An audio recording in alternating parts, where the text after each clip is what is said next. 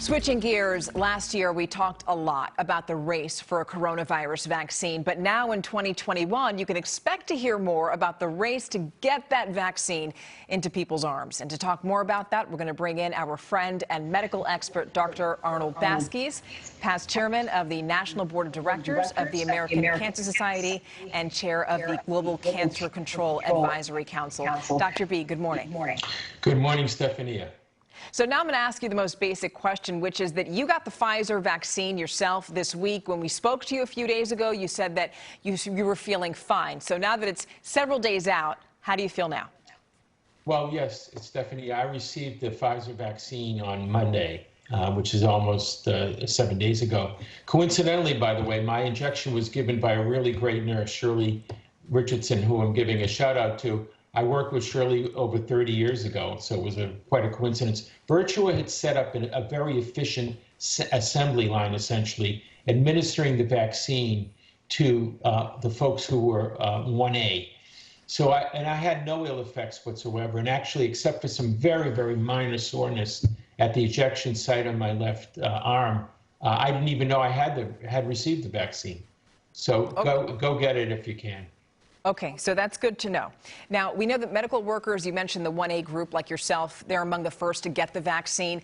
The government had been aiming to vaccinate 20 million Americans by the end of December. But as of this weekend, we know that just over 4 million had actually gotten their first dose.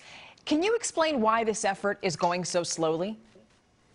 Stephanie, the shortfall is due to many factors, including a lag in reporting from the states to the federal government. So some of that is reporting, but the federal government has left it to the individual states to determine what to do with the vaccines. And some states have pushed the decision-making to local health departments and hospitals. The uptake is behind schedule due to the holiday season, keeping staff away, that snowstorm that we had, and higher than expected percentages of people, including some healthcare workers, who are skeptical of taking the shots. The vaccine takes more time than a typical flu shot, and you have to wait 15 minutes after you get the shot.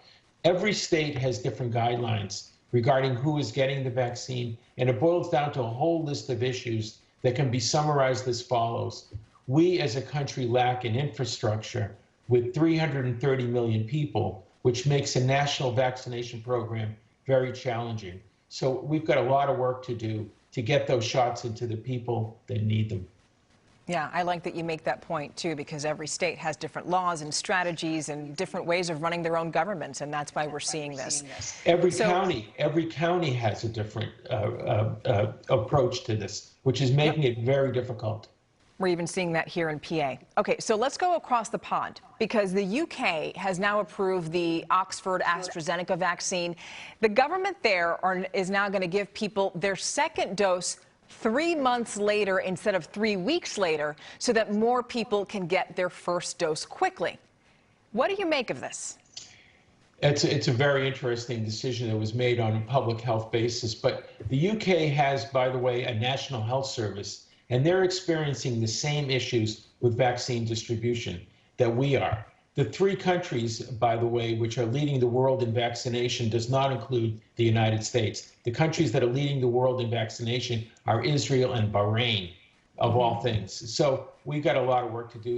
In England, the second dose of the of the AstraZeneca vaccine has been delayed, and it seems clear that that recommendation is a piece of public health pragmatism.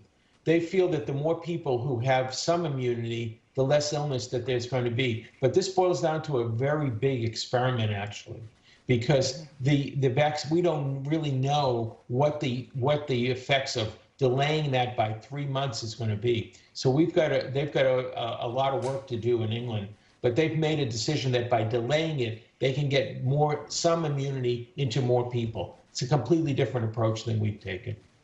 Yes, and I like that you ended on that point there. We want to leave it there because that plan is not our plan. Our leaders said that they're not going to do that. We should be taking our doses 3 weeks apart. All right, Dr. B, thank you so much for joining us today. Thank you, Stephanie, and go Eagles. It's the last time we're going to say that this year. This is true. I always have to wait for it. Thank you, Dr. B. All right, take care.